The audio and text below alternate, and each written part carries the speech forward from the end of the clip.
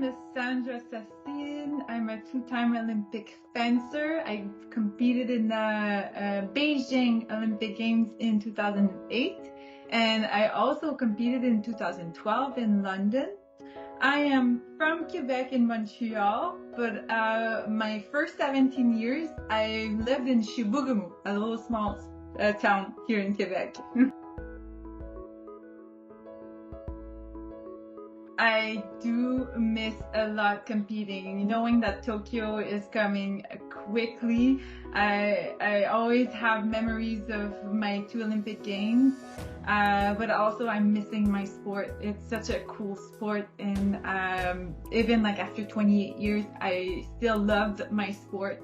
At the end of my career, this is something that, I really, there's a time that you will stop, but it's not because I didn't love my sport, that's for sure.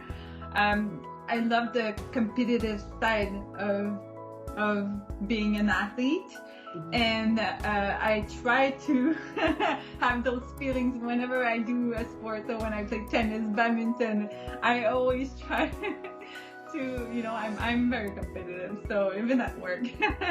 But it's very, I think it's very positive. But yeah, no, I miss it a lot.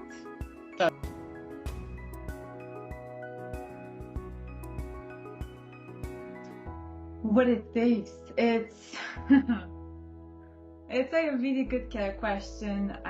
What it takes to be an Olympic athlete. Well, I can say what it took for me to become an Olympic athlete.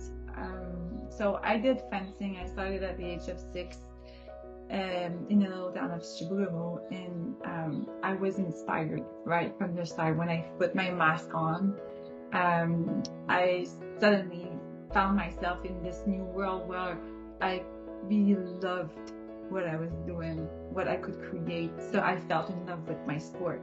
So I do think you need that, because there's going to be some tough time where you will have to take decisions, and you always go back to the why you do the things that you do, and why you're still doing it even when it hurts, even when you're frustrated.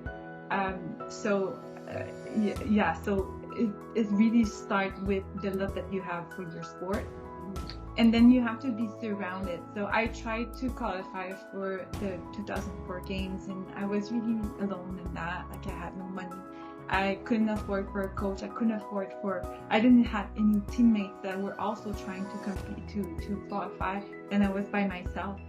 And when I didn't qualify that night, during the last competition, I really understood that if I do continue and I try to qualify for the next game, I can't be alone in this. It really does need an entourage of to really be able to be successful and to achieve the game. It's very rare that someone achieves that level by themselves. So accept that you need help, and if you need help, go get it. Don't wait that it comes to you. Just go get it.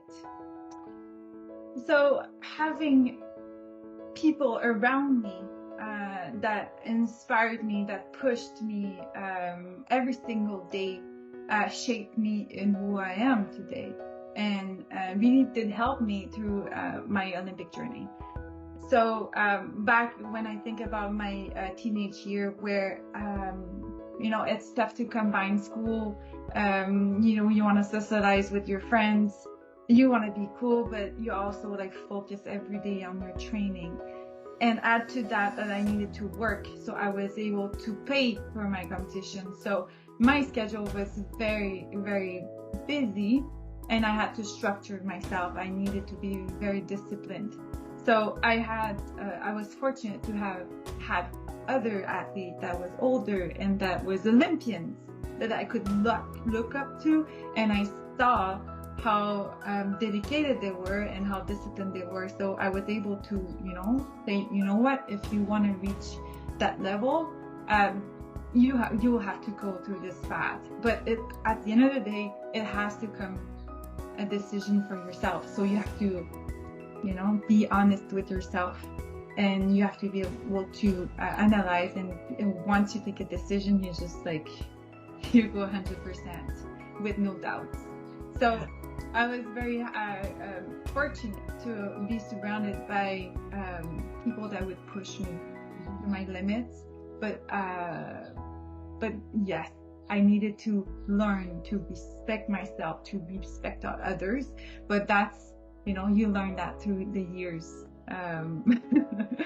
But it takes that, and I had that, even though I'm in a small sport with no funding, very low funding.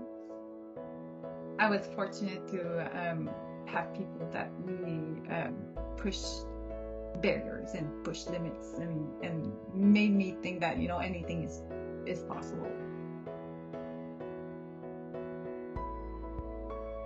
Can you give us a glimpse into I'm sure there's so many emotions, but you know, even a glimpse into what that meant for you personally?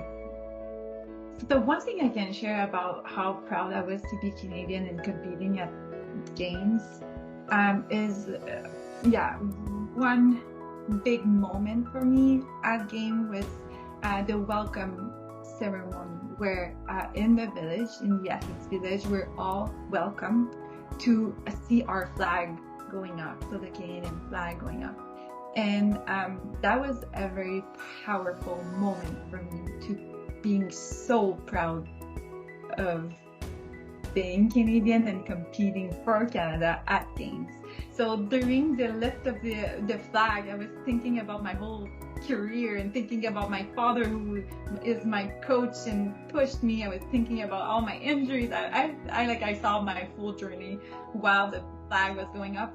And the one thing that, you know, I always say about being Canadian is, like, I traveled everywhere in the world, and most of the time I was alone. And by saying that I was Canadian, I was, you know, welcomed with so much openness and respect, and that made me so proud. So sitting there and being able to compete for my country, that was really a dream for me, and I felt so proud in that moment.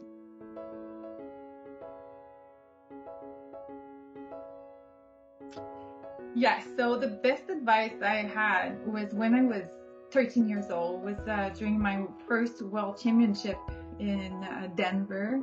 I was 13 years old. I was competing in a World Championship the event was under 17s. I was one of the youngest athletes for that competition, and I lost almost all my match. And the first time I really hated sport. I didn't know how to deal with failure. I really felt like really bad. And my father, who was my coach, he looked at me and he knew exactly how I felt. And he's like, so my dad pointed his finger at me and he said, Sandra, if you work hard, if you get all the tools you need, one day you might go to the Olympic Games. And that really was powerful to me and really speak highly to me. So yeah, well, working for the Canadian Olympic Committee, I'm not supposed to have any favorites. I'm cheering for all athletes. But between you and I, so of course I will be cheering for all the fencing team. It's gonna be a history games for fencing. We've never have so many fencers in the past, I think 20 years. You know, every fencers that qualify at games for Canada has not the weight, but has the opportunity to make history for our sport, because we never had any medals ever in the history of fencing in Canada. So we all wish for that first medal for our sport. So I will be cheering for all the fencers, for all Team Canada athletes, but most I will have like a little attention to the fencers and hoping that, you know, they can really compete at their best. And maybe that one day it will be magic for one of them, and maybe more than one, and they will get that medal that we've been waiting for so long.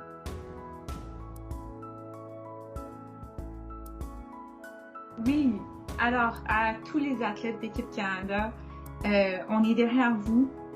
Le dernier droit avant les Jeux olympiques, c'est un moment quand même assez incertain, qui est pas facile. Mais surtout, ce que j'espère, c'est qu'il ne faut pas oublier pourquoi vous faites ce que vous faites en ce moment. L'amour pour votre sport, avec votre objectif qui est très, très, très haut. J'espère que vous allez avoir l'énergie, l'envie de mettre tous les efforts et que non seulement vous allez vous qualifier, mais que vous allez pouvoir participer aux Jeux olympiques et performer à votre meilleur. Donc, pas de regret. C'est ce que je vous souhaite. Donnez tout ce que vous avez. Bonne chance à tous.